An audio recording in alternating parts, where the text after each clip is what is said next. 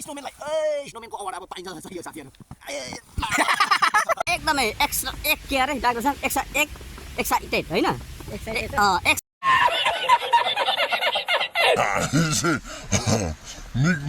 निक्लेको त हेलो सेवा सेमुना सम्पूर्ण दर्शक वृन्दहरू आज एकदमै हिउँ परेको छ रमुनियामा बिहानैदेखि रातिदेखि नै र हामी अब हिउँलाई परीक्षण गर्नको लागि हामी तीन भाइको टोली जाँदैछौँ। हेरौँ कता कस्तो परेको छ तपाईहरुलाई म पक्कै पनि देखाउने छु। रोमानियाको सिबिउमा छौँ हामी यति बेला। सिबिउदेखि हामी सेन्टर हुँदै विभिन्न ठाउँ परिक्रमा गर्नेछौँ। हेर्न सक्नुहुन्छ ब्याकग्राउन्डमा रुखतिर एकदमै हिउँहरू जमिरहेको छ। हेरौँ अब हामी विभिन्न ठाउँमा गएर हामी भिडियो म तपाईहरुलाई देखाउने छु। भिडियो हेर्दै गर्नु होला। ल हामी यसरी जाँदैछौँ अब हिउँलाई परीक्षण गर्नको लागि खेल्नको लागि हामी निक्लिसकेका छौँ रुमबाट। रुखतिर पनि लटारम्मै देख्दैछ हुनुहुन्छ एकदमै धेरै मात्रामा झरेको छ। यहाँ पार्कमा हेर्न सक्नुहुनेछ थोरमा पनि 4 इन्च 5 इन्च लगभग त्यति हुन सक्छ झरेको र एकदमै खतरा बवाले यो वर्षकै सबैभन्दा धेरै हिउँ यसपालि पनि झरेको छ। पोहोर त्यति धेरै झरेको थिएन र यसपालि चाहिँ बवाले झरेको छ। हेर्न सक्नुहुनेछ यो गाडीको बाटो। गाडीलाई पनि यसपालि एकदमै यति बेला कठिनाइ हुन्छ किनभने यहाँ चिप्लिने सम्भावना धेरै हुन्छ। यहाँ हेर्न सक्नुहुनेछ सानो नानीले पनि यसरी आफ्नो घरको अगाडि सरसफाइ गरिरहेको छ।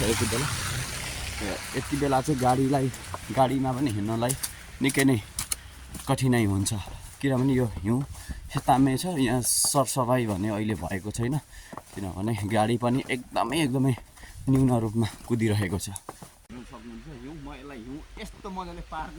ल हाम्रो केटाहरूको यहाँ हाम्रो बुढाहरूको यहाँ फोटो सेसन चलिरहेको छ। ल हेर्नु सक्नुहुँदैछ साथीहरू एकदमै ठुलो धेरै मात्रामा हिउँ यसरी परिरहेको छ। हामी हिउँ खेल्नको लागि हामी पार्कतिर हामी यसरी रमाउँदै हिउँ खेल्दै हामी घुमिरहेका छौँ। फोटो सेसन पनि गरिरहेका छौँ साथीहरू। आज चाहिँ रोमानियामा पनि बबाले हिउँ परेको छ साथीहरू। फेरि पनि परिरहेको छ। सानो यहाँ हेर्दै हुनुहुन्छ साइडमा मेरो पछाडितिर एकदमै हिउँ परिरहेको छ। एकदमै व्यापकै ठुलो एकदमै झक्कासे रूपमा परिरहेको छ साथीहरू हिउँ। यति बेला रोमानियाको सिबिउबाट तपाईहरुलाई मैले यो हिउँ परेको जानकारी गरिरहेको छु। ल हामी यसरी अब यहाँ पार्कदेखि पनि केही हाम्रो रुमको छेउको पार्कदेखि हामी थोरै फोटो सेसन गऱ्यौँ रमायौँ। अब हामी सेन्टरतिर पनि जानलाई अगाडि बढिसकेका छौँ साथीहरू।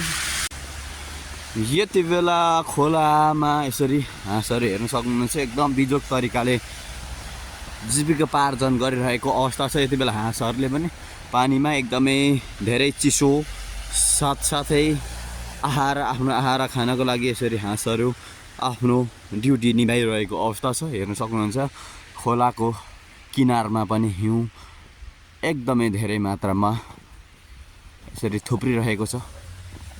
बवाल हेर्दाखेरि चाहिँ बवालै रहेको छ आजको दिन। ल है साथीहरू हिउँ खेल्नको लागि हामी तीन भाइ टक्क लगाएर निक्लिसकेका छौँ। पछाडि आनन्दै हिँड्नु नसकी आउँदैछ टोलीहरू। यसरी हामी यति बेला हिउँ खेल्नको लागि हामी सिबिउ सहरमा हामी रोमानियाको सिबिउ सहरमा आजको दिन यसरी हामी हिउँ खेल्न निक्लिएका छौँ। एकदम बाक्लो मात्रामा हिउँ झरेको छ परेको छ र हामी यसरी तीन भाइको टोली हामी जाँदैछौँ। आज हाम्रो यात्रा पुरा होला जस्तो छैन। एकदम हिउँ पनि झर्न थालिसकेको छ साथीहरू र हामी चाहिँ एकदमै डाक्टर साहब एक्साइटेड होइन एक्साइटेड भएर हामी चाहिँ निक्लिएको। तर यहाँ हिउँको कारणले गर्दाखेरि हिउँ परिरहेको छ। अघि त रोकिएको थियो रुमबाट निक्लिँदा त, तर अहिले फेरि पर्न थालेर हामी एकदमै यति बेला हिँड्दै जाँदैछौँ रमाउँदै जाँदैछौँ। तर निकै नै गाह्रो चाहिँ परिरहेको छ साथीहरू। सास नाक मुखबाटै निक्लिँदै हिँड्दै यस्तो छ अहिलेको अवस्थामा साथीहरू। हामी तीन भाइ यसरी जाँदैछौँ अब केही यहाँबाट केही तल मासतिर यसो हिउँ खेल्नको लागि जङ्गलतिर हेर्न सक्नुहुनेछ। सेतामे छ यति बेला रोमानियाको ठाउँमा, रोमानियाको यो सिबिउ सहरमा हामी यति बेला सेतामेमा डुलिरहेका छौँ। सगरमाथाभन्दा कम छैन आजको दिनमा भन्थ्यो ऋषि धमालले, झन् त्यस्तै भइरहेको छ। मेरो चाहिँ भएन होला, तर पनि यस्तो छ। हामी रमाउँदै यति बेला हामी घुम्दै रमाउँदै उफ्रिँदै हामी जाँदैछौँ यति बेला। हाम्रो डाक्टर रामबहादुर यादव भन्नु मिल्दैन, राम लिम्बू दाईसँग हामी यसरी हामी जाँदैछौँ। आनन्दै अगाडि छ। कस्तो लागिरहेछ हौ राम लिम्बू दाजु डाक्टर साहब? यस्तो हो कि कुरा के भने नि,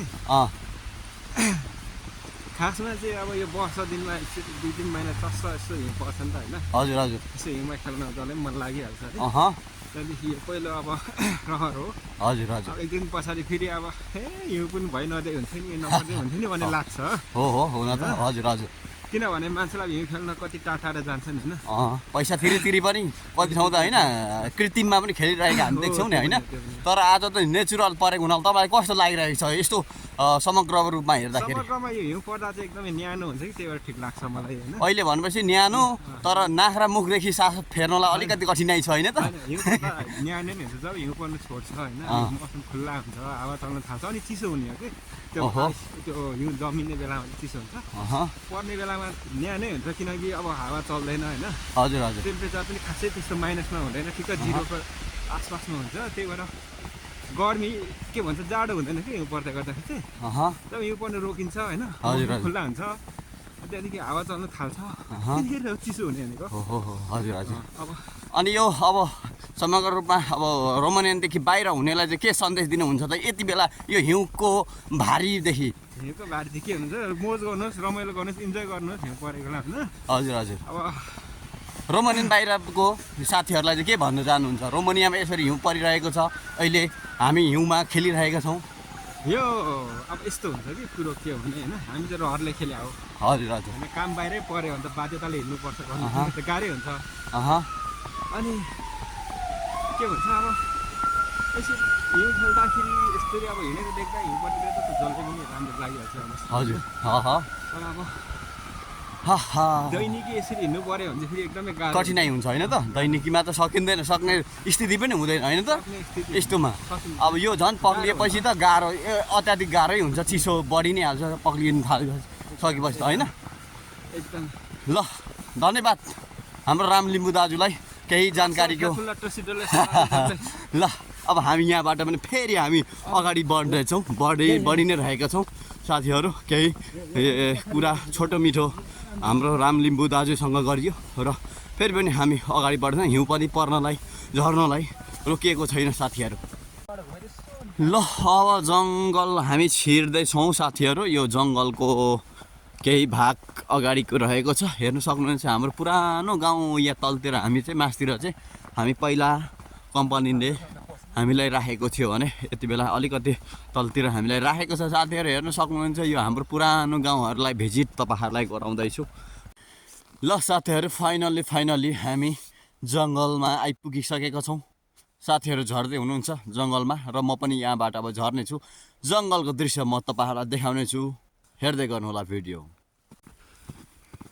ल साथीहरू यति बेला जङ्गलको दृश्य, पोखरीको दृश्य यस्तो रहेको छ, हेर्न सक्नुहुनेछ। आमा पोखरी जमिएर यार अब बवाल दामी भएको रहेछ यार साथीहरू। यहाँ हेर्नु त पानी नै हलचलै छैन साथीहरू। आमामामा यो त अनि के हो यस्तो त? अनि त्यहाँ माथि हिँड्न पनि सकिन्छ क्या हौ आनन्दै? सकिन्छ हिँड्नु? ओ माई गड, खतरा बवाल एकदमैसँगले बवाले। यहाँ हेर्नु सक्नु यो पानी हो खास गरी, यो पोखरी। यहाँ पोखरी थियो र यति बेला पोखरी भन्ने नाम निशाना छैन। यो हिउँले गर्दाखेरि एकदमै जमिएर सिसा चाहिँ। अब त यहाँ त हिँड्नलाई पनि सक्ने सम्भावना छ, तर नहिँडौँ होला किनभने गाह्रो पर्छ। यहाँ निकै गहिरो छ पोखरी र यस्तो छ अवस्था। यति बेला फेरि पनि हिउँ परिरहेको छ।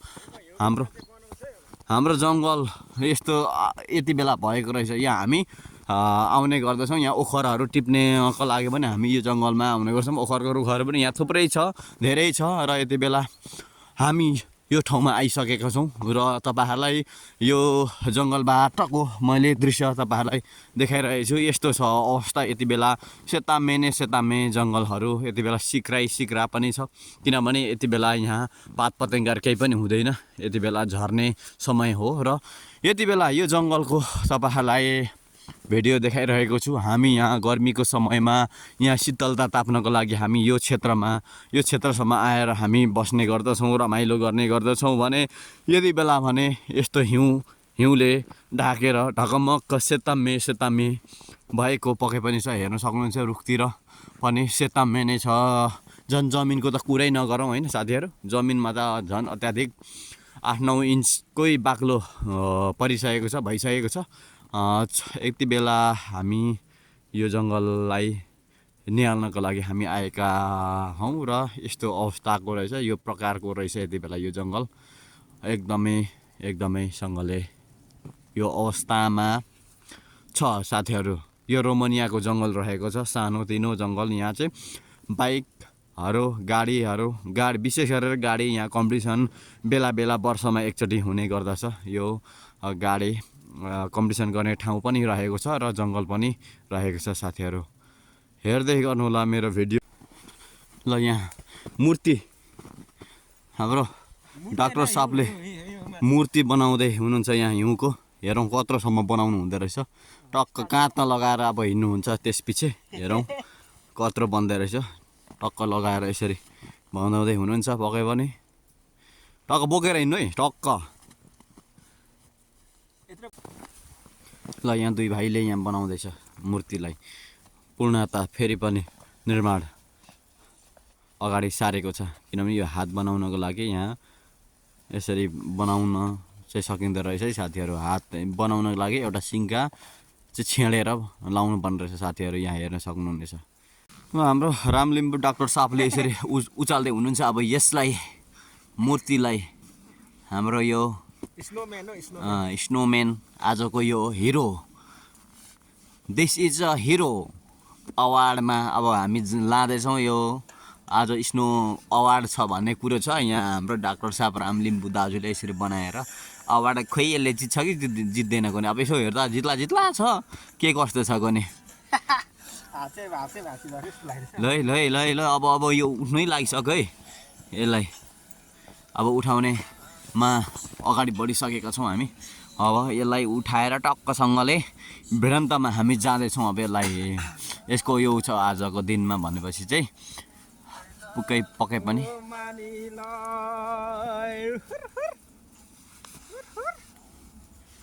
ल अब उठ्नै लाग्यो है साथीहरू।